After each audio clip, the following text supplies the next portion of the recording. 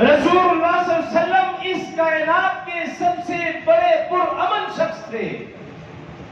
लेकिन आप बदर में देखिए, आप तशरीफ लेके, ओहद में देखिए तशरीफ लेके, खुद रसूलुल्लाह सल्लल्लाहु अलैहि वसल्लम जख्मी हो गए, खंदक में तशरीफ लगे।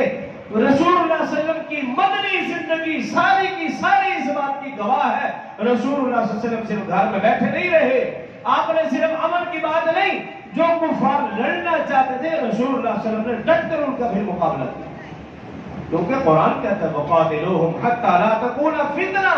ये फितना है, इनको कत्ल करोगे तो दीन गालिब रहेगा, अगर इनका खात्मा नहीं करोगे तो फिर दीन गालिब नहीं आ सकता।